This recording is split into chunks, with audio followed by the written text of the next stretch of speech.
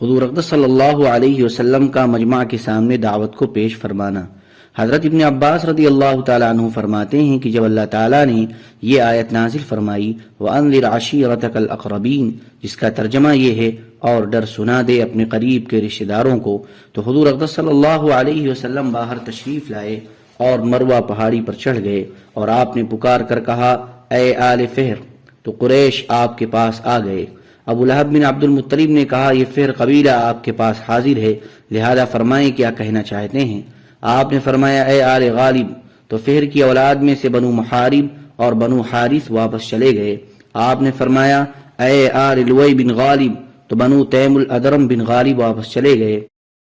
پھر آپ نے فرمایا اے آل کعب بن لوئی، تو بنو عامر بن لوئی واپس چلے گئے۔ پھر آپ نے فرمایا اے آل مرہ بن کعب، تو بنو عدی بن کعب اور بنو سہم اور بنو جمح بن عمرو بن حسیس بن کعب بن لوئی واپس چلے گئے۔ پھر آپ نے فرمایا اے آل کلاب بن مرہ، تو بنو مخزوم بن یقظہ بن مرہ اور بنو تیم بن مرہ واپس چلے گئے۔ پھر آپ نے فرمایا اے آل قصی، تو بنو زہرہ بن کلاب واپس چلے گئے۔ پھر آپ نے فرمایا اے آل عبد مناف، تو بنو عبد الدار قصی اور بنو اسد بن عبد العزہ بن قصی اور بنو عبد بن قصی واپس چلے گئے۔ ابو لہب نے کہا یہ بنو عبد مناف آپ کے پاس حاضر ہیں، آپ فرمائیں کیا کہتے ہیں۔ تو آپ نے فرمایا کہ اللہ تعالیٰ نے مجھے حکم دیا ہے کہ میں اپنے قریبی رشتہ داروں کو ڈراؤں، اور آپ لوگ ہی قریش میں سے میرے قریبی رشتہ دار ہو، اور میرا اللہ کے سامنے کوئی اختیار نہیں چلتا، اور نہ میں آخرت میں تمہارے لیے کچھ کرا سکتا ہوں جب تک کہ تم لا الہ الا اللہ کا اقرار نہ کر لو، اور جب تم اس کا اقرار کر لو گے تو اس کلمے کی وجہ سے تمہارے رب کے سامنے تمہارے لیے گواہی دے سکوں گا، اور اس کی وجہ سے تمام عرب تمہارے مطیع اور فرما بردار ہو جائیں گے، اور تمام عجم تمہاری بات مان کر چلیں گے۔ اس پر ابو لہب بولا تو برباد ہو جائے، کیا اسی لیے ہم کو بلایا تھا؟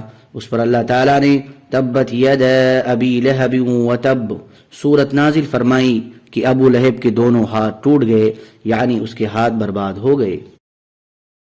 حضرت ابن عباس رضی اللہ تعالیٰ عنہ فرماتے ہیں کہ جب اللہ تعالیٰ نے وَأَنذِرْ عَشِيرَتَكَ الْأَقْرَبِينَ آیت نازل فرمائی تو آپ صفا پہاڑی پر تشریف لے گئے اور اس پر چڑھ کر زور سے پکارا یا صباحہ، یعنی اے لوگو صبح صبح دشمن حملہ کرنے والا ہے، اس لیے یہاں جمع ہو جاؤ۔ چنانچہ سب لوگ آپ کے پاس جمع ہو گئے، کوئی خود آیا، کسی نے اپنا قاصد بھیج دیا۔ اس کے بعد آپ صلی اللہ علیہ وسلم نے فرمایا اے بنو عبد المطلب، اے بنو فہر، اے بنو کعب، ذرا یہ تو بتاؤ اگر میں تمہیں یہ خبر دوں کہ اس پہاڑ کے دامن میں گھڑ سواروں کا ایک لشکر ہے جو تم پر حملہ کرنا چاہتا ہے، تو کیا تم مجھے سچا مان لوگے؟ سب نے کہا جی ہاں۔ آپ نے فرمایا میں تمہیں ایک سخت عذاب کے آنے سے پہلے اس سے ڈرانے والا ہوں۔ ابو لہب بولا تو برباد ہو جائے، ہمیں محض اسی لیے بلایا تھا، اور اللہ عز و جل نے تبت یدا ابی لہب وتب سورت نازل فرمائی۔ حضور اقدس صلی اللہ علیہ وسلم کا موسم حج میں قبائل عرب پر دعوت کو پیش فرمانا۔ حضرت عبداللہ بن کعب بن مالک رضی اللہ تعالیٰ عنہ فرماتے ہیں حضور اقدس صلی اللہ علیہ وسلم نبوت کے 3 سال تک چھپ کر دعوت کا کام کرتے رہے، پھر چوتھے سال آپ نے علی الاعلان دعوت کا کام شروع کر دیا جو وہاں 10 سال تک چلتا رہا۔ اس عرصے میں آپ موسم حج میں بھی دعوت کا کام کیا کرتے تھے، اور عکاظ اور مجنہ اور ذی المجاز بازاروں میں حاجیوں کے پاس ان کی قیام گاہوں میں جایا کرتے تھے، اور انہیں اس بات کی دعوت دیا کرتے تھے کہ وہ آپ کی مدد کریں اور آپ کی حفاظت کریں تاکہ آپ اپنے رب عز و جل کا پیغام پہنچا سکیں، اور ان کو اس کے بدلے میں جنت ملے گی۔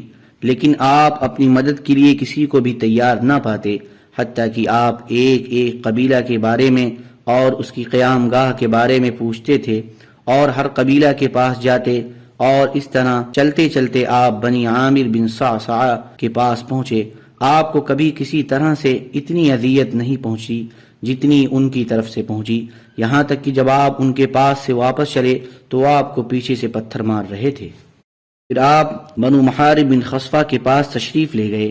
ان میں آپ کو ایک بوڑھا ملا جس کی عمر 120 سال تھی۔ آپ نے اس سے گفتگو فرمائی اور اس کو اسلام کی دعوت دی، اور اس بات کی دعوت دی کہ وہ آپ کی مدد اور آپ کی حفاظت کرے تاکہ آپ اپنے رب کا پیغام پہنچا سکیں۔ تو اس بڈھے نے جواب دیا، او آدمی، تیری قوم تیرے حالات کو ہم سے زیادہ جانتی ہے۔ اللہ کی قسم، جو بھی تجھے اپنے ساتھ اپنے علاقے میں لے کر جائے گا وہ حاجیوں میں سب سے زیادہ بری چیز کو لے کر جائے گا، نعوذ باللہ۔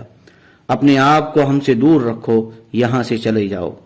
اور ابو لہب وہاں کھڑا ہوا اس محاربی بڈھے کی بات سن رہا تھا، تو اس محاربی بڈھے کے پاس کھڑے ہو کر کہنے لگا، اگر سارے حاجی تیری طرح سخت جواب دینے والے ہوتے تو یہ آدمی اپنے دین کو چھوڑ دیتا، یہ ایک بے دین ہے اور جھوٹا آدمی ہے، نعوذ باللہ۔ اس محاربی بڈھے نے جواب دیا، تم اس کو زیادہ جانتے ہو، یہ تمہارا بھتیجا ہے اور رشتہ دار ہے، اے ابو عتبہ، شاید اسے جنون ہے، ہمارے ساتھ قبیلے کا ایک آدمی ہے جو اس کا علاج جانتا ہے۔ ابو لہب نے اس بات کا کوئی جواب نہیں دیا، لیکن جب وہ پھر آپ کو عرب کے کسی قبیلے کے پاس کھڑا ہوا دیکھتا تو دور سے ہی چلا کر کہتا، یہ بے دین ہے اور جھوٹا آدمی ہے۔ حضرت عابسہ اپنے دادا سے نقل کرتے ہیں کہ ہم لوگ منی میں جمرہ اولا جو مسجد خیف کے قریب ہے اس کے پاس ٹھہرے ہوئے تھے۔ حضور اقدس صلی اللہ علیہ وسلم ہمارے پاس ہماری قیام گاہ میں تشریف لائے اور آپ کی سواری پر آپ کے پیچھے حضرت زید بن حارثہ رضی اللہ تعالی عنہ بھی بیٹھے ہوئے تھے۔ آپ نے ہمیں دعوت دی جسے ہم نے اللہ کی قسم قبول نہیں کیا، اور یہ ہم نے اچھا نہیں کیا، اور ہم نے اسی موسم حج میں آپ کے اور آپ کی دعوت کے بارے میں سن رکھا تھا۔ آپ نے ہمارے پاس کھڑے ہو کر دعوت دی جسے ہم نے قبول نہیں کیا۔ ہمارے ساتھ حضرت میسرہ بن مسروق ابسی بھی تھے، وہ کہنے لگے، میں اللہ کی قسم کھا کر کہتا ہوں اگر ہم اس آدمی کو سچا مان لیں اور اسے اپنے علاقے میں اپنے ساتھ لے جا کر اپنے بیچ ٹھہرا لیں تو یہ بہت اچھی رائے ہوگی۔ میں اللہ کی قسم کھا کر کہتا ہوں کہ اس آدمی کی بات غالب ہو کر رہے گی، حتیٰ کہ دنیا میں ہر جگہ پہنچ جائے گی۔ قوم نے میسرہ سے کہا، ان باتوں کو چھوڑو، ایسی بات ہم پر کیوں پیش کرتے ہو جس کے برداشت کی ہم میں طاقت نہیں ہے۔ میسرہ کی باتیں سن کر حضور اکرم صلی اللہ علیہ وسلم کو میسرہ کی ایمان لانے کی کچھ امید ہو گئی، اور آپ نے میسرہ سے مزید بات کی۔ میسرہ نے کہا کہ آپ کا کلام بہت ہی خوبصورت اور بہت نورانی ہے، لیکن میری قوم میری مخالفت کر رہی ہے، اور آدمی تو اپنی قوم کے ساتھ ہی چلا کرتا ہے۔ جب آدمی کی قوم ہی آدمی کی مدد نہ کرے تو دشمن تو اور زیادہ دور ہیں۔ یہ سن کر حضور اقدس صلی اللہ علیہ وسلم واپس تشریف لے گئے، اور وہ قوم اپنے علاقے کو واپس جانے لگی تو ان سے حضرت میسرہ نے کہا، آؤ فتح چلتے ہیں، کیونکہ وہاں یہودی رہتے ہیں، ان سے ہم اس آدمی کے بارے میں پوچھیں گے۔ چنانچہ وہ لوگ یہودیوں کے پاس گئے اور ان سے حضور اکرم صلی اللہ علیہ وسلم کے بارے میں پوچھا۔ وہ اپنی ایک کتاب نکال کر لائے اور سامنے رکھ کر اس میں سے حضور اقدس صلی اللہ علیہ وسلم کا ذکر مبارک پڑھنے لگے۔ اس میں یہ لکھا ہوا تھا کہ آپ ان پڑھ اور عربی نبی ہیں، اونٹ پر سوار ہوا کریں گے، معمولی چیز پر یا ٹکڑے پر گزارا کر لیں گے، ان کا قد نہ زیادہ لمبا ہوگا نہ چھوٹا، اور ان کے بال نہ بالکل گھنگریالے ہوں گے نہ بالکل سیدھے، ان کی آنکھوں میں سرخ ڈورا ہوگا اور ان کا رنگ سفید سرخی مائل ہوگا۔ اتنا پڑھنے کے بعد یہودیوں نے یہ کہا کہ جس آدمی نے تمہیں دعوت دی ہے اگر وہ ایسا ہی ہے تو تم اس کی دعوت کو قبول کر لو اور اس کے دین میں داخل ہو جاؤ، کیونکہ ہم حسد کی وجہ سے ان کا اتباع نہیں کریں گے اور ہمارے ان سے زبردست معرکے ہوں گے۔ عرب کا رہنے والا ہر آدمی یا تو آپ کا اتباع کرے گا یا آپ سے لڑے گا، لہذا تم ان کا اتباع کرنے والوں میں سے بن جاؤ۔ حضرت میسرہ نے کہا، اے میری قوم، اب تو بات بالکل واضح ہو چکی ہے۔ قوم نے کہا، اگلے سال حج پر جا کر ان سے ملیں گے۔ چنانچہ وہ سب اپنے علاقے کو واپس چلے گئے۔ ان کے سرداروں نے ان کو اس سے روک دیا اور ان میں سے کوئی بھی حضور اکرم صلی اللہ علیہ وسلم کا اتباع نہ کر سکا۔ جب حضور اقدس صلی اللہ علیہ وسلم ہجرت فرما کر مدینہ منورہ تشریف لائے اور حجۃ الوداع میں تشریف لے گئے تو وہاں حضرت میسرہ سے ملاقات ہوئی اور حضور اقدس صلی اللہ علیہ وسلم نے ان کو پہچان لیا تو حضرت میسرہ نے عرض کیا، یا رسول اللہ، جس دن آپ ہمارے یہاں اونٹنی پر سوار ہو کر تشریف لائے تھے اسی دن سے میرے دل میں آپ کی اتباع کی بڑی آرزو ہے، لیکن جو ہونا تھا وہ ہو گیا اور اللہ تعالیٰ کو میرا اتنی دیر سے مسلمان ہونا ہی منظور تھا۔ اس موقع پر جتنے لوگ میرے ساتھ تھے ان میں سے اکثر مر گئے۔ اے اللہ کے نبی، اب وہ کہاں ہوں گے؟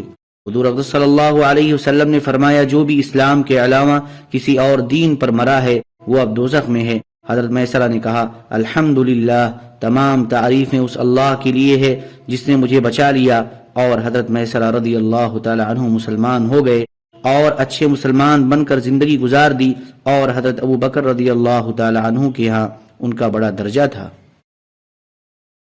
سبحان ربک رب العزت عما یصفون وسلام علی المرسلین والحمد للہ رب العالمین۔